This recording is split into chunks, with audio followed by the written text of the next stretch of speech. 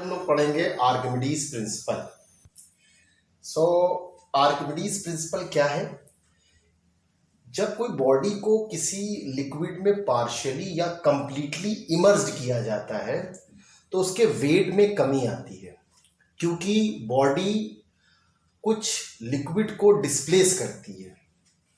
ये जो उसके वेट में कमी आती है ये उसके द्वारा हटाए गए लिक्विड के वेट के बराबर होता है। This is called Archimedes principal.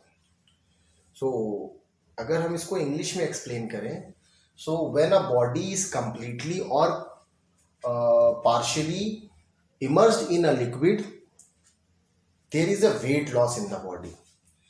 The weight loss in the body is equal to the liquid displaced by it. This is called Archimedes principle. तो देखिए क्या है Archimedes principle. Archimedes principle states that when a body is immersed partially or fully in a fluid, it experiences an upward force that is equal to the weight of the fluid displaced by it. अब यहां पे इन्होंने कहा है it experiences an upward force. तो ये upward force होता है जो वो किसके बराबर होता है? The weight of the fluid displaced. और इसकी वजह से क्या होता है? बॉडी में वेट लॉस महसूस होता है। फॉर एग्जाम्पल, अगर आप स्विमिंग पूल या किसी नदी में जब नहाकर निकलते हैं, बाहर आते हैं, तो बॉडी का वेट एकदम से भारी महसूस होता है, क्योंकि आपकी बॉडी हैबिचुअल हो जाती है उस पानी में रहने की वजह से। जो आपकी बॉडी में वेट लॉस होता है उस पर हैबिचुअल हो जाती है। तो जब आप पानी से बाहर आते हैं तो आपको अपना वजन भारी महसूस होता है। अब आपकी बुक में जो डेफिनेशन लिखी है वो यही है, आप इसी को मार्क कर लीजिए बुक में। That is when a body is partially और wholly immersed in a liquid, it experiences an upthrust और apparent loss of the weight which is equal to the weight of the liquid displaced by it. Hindi में इसको हम समझें तो ये कहेंगे, जब किसी बॉडी को कंप्लीटली या पार्शियली किसी लिक्विड में इमर्स करते हैं तो उस पर एक अपथ्रस्ट लगता है, वो अपथ्रस्ट उस पर अपेरेंट लॉस के बराबर होता है। और ये अपथ्रस्ट किसके बराबर होता है? Is equal to the weight of the liquid displace, जितना वो लिक्विड डिस्प्लेस करता है। This is the Archimedes principle. आप इतनी डेफिनेशन लिख के याद कर लीजिए, that is sufficient for Archimedes principle. अब आते हैं रिलेटिव डेंसिटी पे। तो देखिए, पहले हम लोग समझते हैं डेंसिटी क्या चीज होती है। देखिए, the density of a substance is defined as the mass per unit volume. Unit volume का जो मास होता है किसी बॉडी का, दैट इज कॉल्ड डेंसिटी। तो अगर डेंसिटी की एसआई यूनिट देखें तो मास की एसआई यूनिट क्या है? केजी। और वॉल्यूम की एसआई यूनिट क्या होती है? Metre cube. तो density is equal to KG per metre cube. ये एसआई यूनिट हो गई, KG per metre cube, underline कर लीजिएगा बुक में। और सीजीएस यूनिट क्या होती है? मास की सीजीएस यूनिट क्या होती है? ग्राम। और वॉल्यूम की सीजीएस यूनिट क्या होती है? Centimetre cube. तो क्या है? सेंटीमीटर, हाँ सेंटीमीटर क्यूब, सॉरी। तो डेंसिटी की सीजीएस यूनिट क्या बन गई? ग्राम पर सेंटीमीटर क्यूब। अब आते हैं रिलेटिव डेंसिटी में। So what is relative density? तो डेफिनेशन मार्क करिए, इंपॉर्टेंट है। The relative density of a substance is the ratio of the density of the substance to the density of water at 4 degree Celsius. मतलब ये हुआ कि किसी substance की जो डेंसिटी होती है, अगर हम उसको वाटर के 4 डिग्री सेल्सियस की डेंसिटी से डिवाइड करते हैं तो जो वैल्यू आती है वो रिलेटिव डेंसिटी होती है। अच्छा, इसमें एक बहुत इंपॉर्टेंट चीज है कि किसी सब्सटेंस की जो रिलेटिव डेंसिटी होती है वो उस सब्सटेंस की ग्राम पर सेंटीमीटर क्यूब की जो डेंसिटी की वैल्यू होती है उसके बराबर होती है। मान लीजिए कोई सब्सटेंस है कॉपर, सपोज करिए, और उसकी रिलेटिव डेंसिटी लिख दी जाए 10, क्योंकि रिलेटिव डेंसिटी की कोई यूनिट तो होती नहीं है, तो लिख दिया गया relative density of copper is 10। तो इसका मतलब हुआ कॉपर की डेंसिटी हुई 10 ग्राम पर सेंटीमीटर क्यूब। ये कन्वर्जन याद रखिएगा। और अगर मान लो रिलेटिव डेंसिटी दी गई है और आपसे कहा जाए इसकी केजी पर मीटर क्यूब में डेंसिटी बताइए, तो जो रिलेटिव डेंसिटी दी जाती है उसमें 1000 का मल्टीप्लाई कर दीजिए तो वो बन जाती है density of the substance in KG per metre cube, SI unit में। तो पहली चीज है डेंसिटी की डेफिनेशन याद करिए, it is the ratio of the density of the substance to the density of water at 4 degree Celsius. ये इसका फॉर्मूला लिखिए। तो यहां से यहां तक ये इंपॉर्टेंट हो गया। तीसरी चीज आपको याद रखनी है कि रिलेटिव डेंसिटी की कोई यूनिट नहीं होती है, इट हैज नो यूनिट। किसी सब्सटेंस की जो रिलेटिव डेंसिटी होती है वो उसकी ग्राम पर सेंटीमीटर क्यूब की डेंसिटी के बराबर होती है। और अगर रिलेटिव डेंसिटी में हम 1000 का मल्टीप्लाई कर दें तो वो बन जाती है, अगर रिलेटिव डेंसिटी में 1000 का मल्टीप्लाई कर दें तो वो एसआई यूनिट की डेंसिटी बन जाती है।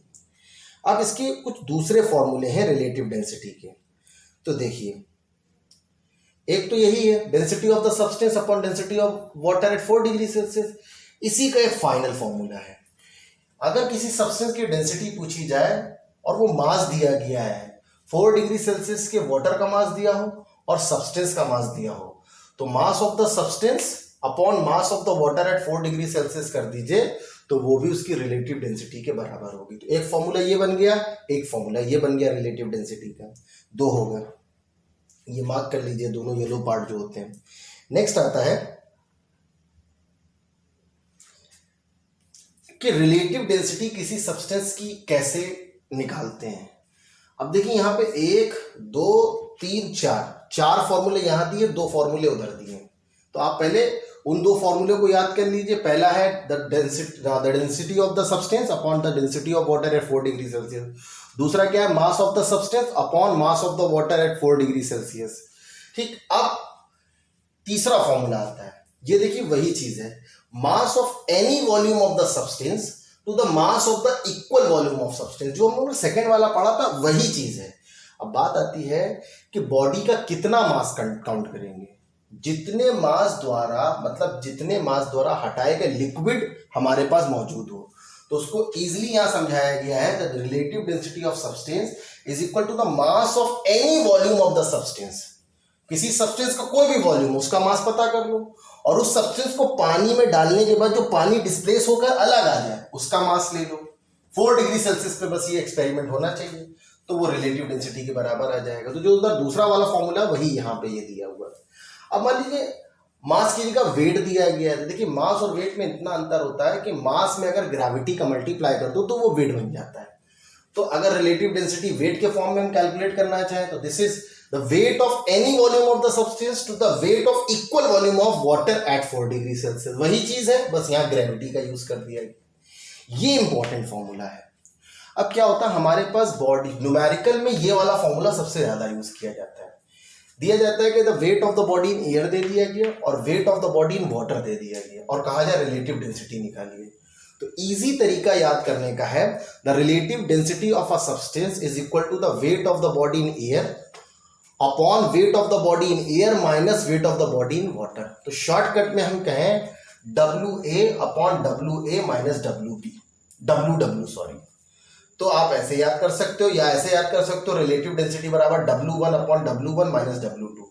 W1 का मतलब है weight of the body in air, W2 का मतलब है weight of the body in water. देखिए यहाँ लिखा हुआ है। एक लास्ट फॉर्मूला है relative density of substance, weight of the substance in air upon apparent loss in the weight in the water. अब देखिए ये जो दिया हुआ है weight of the body in air minus weight of the body in water, ये क्या होता है, ये अपेरेंट वेट होता है बॉडी का, apparent loss in weight sorry होता है।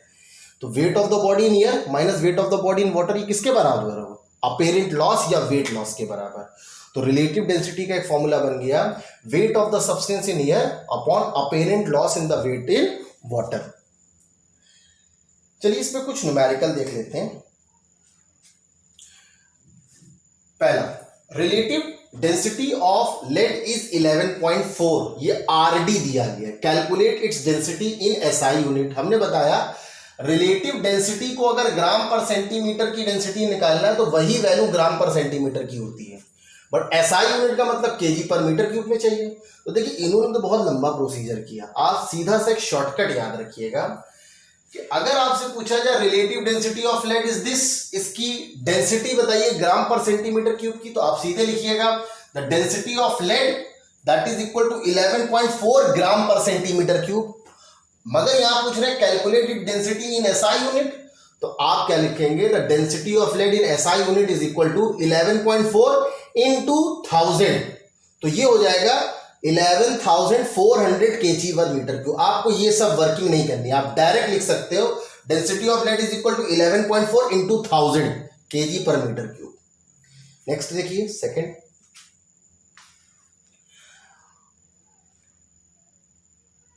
अ solid is found to weigh 0.08 kgf, ये किलोग्राम फोर्स में उसका वेट दिया इन एयर, ये W1 है, and has a volume of 2.4 into 10⁻⁻⁴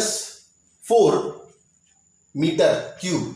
find its apparent weight in copper sulphate solution, और copper sulphate solution की डेंसिटी दी गई है 1250 kg पर मीटर क्यूब.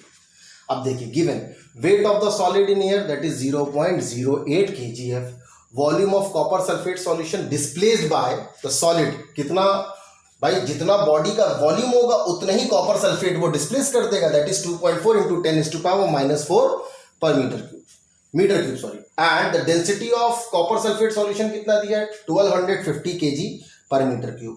अब देखिए, हमें निकालना क्या था, हमें कैलकुलेट करना था find the apparent weight in copper sulphate solution. Substance का हमें अपेरेंट वेट चाहिए.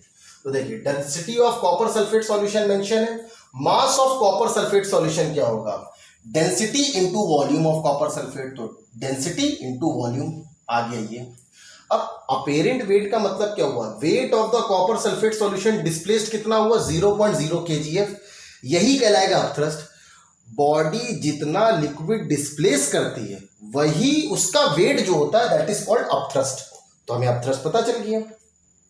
देखिए लिखा हुआ upthrust is equal to the weight displaced. तो क्या हुआ, apparent weight of the body in copper sulphate solution. Body का वेट कितना था, 0.08. कॉपर सल्फेट सॉल्यूशन कितना डिस्प्लेस हुआ, 0.03. तो अपेरेंट वेट कितना हो जाएगा, 0.05 kgf.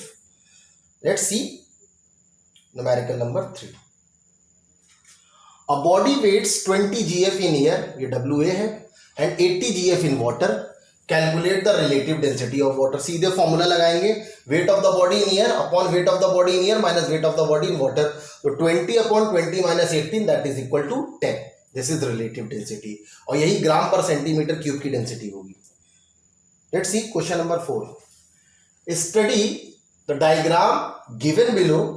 assume that the balance has arm of equal length, मतलब ये आर्म जो है ये बैलेंस कंडीशन में है.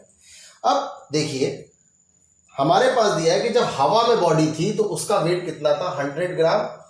एक 100 ग्राम का वेट लगा हुआ और एक 220 ग्राम का वेट है. तो हवा में बॉडी का वेट कितना, 120 ग्राम.